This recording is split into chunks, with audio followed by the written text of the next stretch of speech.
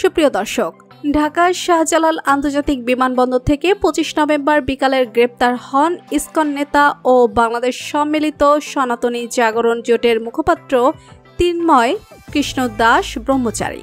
চট্টগ্রাম নগরীর new market মোড়ে স্বাধীনতা স্তম্ভে জাতীয় পতাকা অবমাননার মামলায় তাকে গ্রেপ্তার করা হয়েছে। এরপর থেকে এই ঘটনার তীব্র নিন্দা জানিয়ে ভারত ও দেশটির রাজনৈতিক দল বিজেপি এখন প্রশ্ন হচ্ছে, কে এই চিন্ময় দাস ব্রহ্মচারী, কেনই বা তাকে গ্রেপ্তার করা হলো? বিস্তারিত জানতে ভিডিওটি না টেনে শেষ পর্যন্ত দেখতে থাকুন। চিন্ময় কৃষ্ণ দাসের আসল নাম ছিল চন্দন কুমার ধর। গত 5 আগস্ট ছাত্র জনতার অভ্যুত্থানের পর একাধিক সমাবেশের নেতৃত্ব দিয়েছিলেন তিনি। তার দাবি, সনাতন ধর্মাবলম্বীদের উপর হওয়া অত্যাচারের বিরুদ্ধে প্রতিবাদ জানাতে এই আন্দোলন। তবে তার কর্মকাণ্ড নিয়ে অনেকে প্রশ্ন তুলেছেন। বিশেষ করে গত অক্টোবরের চট্টগ্রামে একটি মিছিলের সময় বাংলাদেশের জাতীয় পতাকার অবমাননার অভিযোগ ওঠে তার নামে। এই ঘটনার পর তার বিরুদ্ধে মামলাও করা হয়, যে মামলার কারণে বর্তমানে তিনি কারাবন্দী রয়েছেন। তবে তার সমর্থকদের দাবি, তাকে গ্রেপ্তারের বিষয়টির রাজনৈতিক উদ্দেশ্য প্রণোদিত।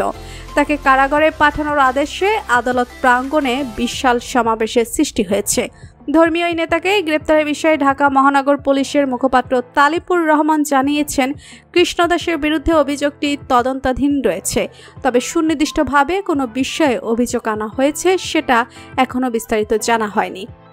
অপরদিকে কোনো সম্প্রদায়ের নেতা হিসেবে নয়, বরং রাষ্ট্রদ্রোহের অপরাধে ইসকনের বহিষ্কৃত নেতা চিন্ময় কৃষ্ণ দাস ব্রহ্মচারীকে গ্রেপ্তার করা হয়েছে বলে জানিয়েছেন যুব ক্রীড়া মন্ত্রণালয়ের উপদেষ্টা আসিফ মাহমুদ সজীব ভুইয়া।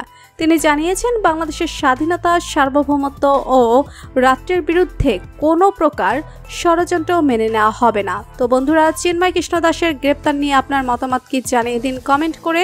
আর ভিডিওটি ভালো লেগে থাকলে একটি লাইক দিয়ে চ্যানেলটি সাবস্ক্রাইব করুন। ধন্যবাদ।